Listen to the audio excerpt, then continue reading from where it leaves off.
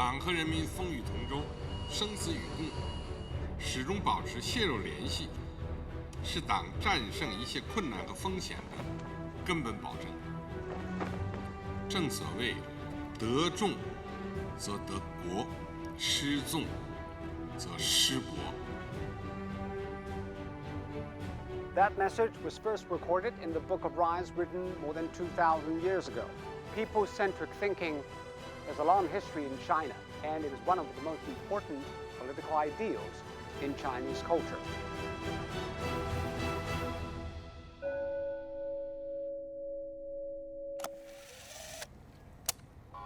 In 2020, the message revealed itself again in modern China. The COVID-19 pandemic has brought people's lives upside down. But Wuhan, a city once hit the hardest by the virus, has gotten back on its feet.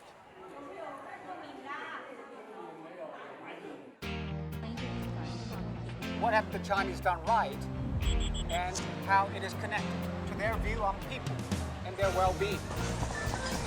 Let's meet with Steve McClure from Wuhan University, who has been through it all with people of Wuhan in the battle against COVID-19. Hi, Stephen. Hello. How are you? Doing good, and you? Good to see you again. Nice to see you. We're talking about this people-centric philosophy actually originated in this book, the Book of Rise, 2,000 years ago in China. And it has been a supreme philosophy for many rulers, many generations of rulers here in China. But you have the same concept. Abraham Lincoln said, the government of the people, by the people, and for the people.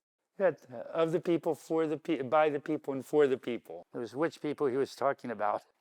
I think that's it was decorative speech. And you think it is not implemented in full policies? No. So the people-centric principles is universal. I think that works. You know, I mean, that's the only way to have effective governance, really. I mean, the people are the country. I mean, if you don't take care of the people, then what do you have? Let's go back to 2020. What was life like? Well, we had the lockdown. Were you nervous back then? Not really. I mean, I didn't feel I was at a high risk. Did you get any kind of help from anywhere? Well, I mean, everyone that was in my complex was being supported by the community volunteers and the neighborhood committee. You know, people came knocking on my door, checking my temperature, checking to see if I was okay. When I ran short on food, it was either the people from my workplace or the community volunteers that made sure I could get the food that I needed to continue to be comfortable. How do you look at the different responses from people in Wuhan and elsewhere? I thought it was excellent here because there was efforts made from the top, from the national level, that were supporting people in Wuhan, and then there were the efforts from the bottom, from the communities, to respond to it and coordinate. So I just thought that I just don't think there's any way to deal with the pandemic without having this massive amount of civic engagement to make sure that everyone was okay. I don't see how anyone could do a lockdown like in Western countries without having that kind of infrastructure. Somewhere else in the world, for example, in your country, probably because of some of the lacks in efforts from the government. Well, that's what I think it's for, but I don't necessarily think that we did that effectively this time around. Something's missing if you're not talking about the people. Well, if you lose sight of that, then you're not doing anything. When you have everything break down into an adversarial conflict, then how are you ever going to reach the kinds of compromises and consensus to move things forward?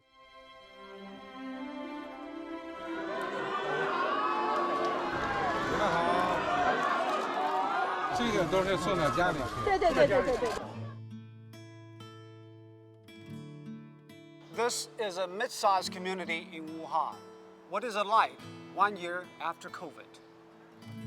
恢复的很正常了，而且呢，社区呢在这1年里面也做了很多工作。我们心情踏实下来，也跟我们社区的那个工作者是分不开的。他们不辞辛苦，4点多钟就去拖菜。专门有专班志愿者，我们管委会还有人下来，24小时服务社区啊。每天有工作人员定点的询问、打电话，有时上门，每天是2次。大家都积极报名，维护我们这个小家，每天巡逻在门口帮忙值班，小家好了，国家才能好，是不是？ The people-centric philosophy has been taken seriously in China. To put people first will be a test and reminder for the party and the government.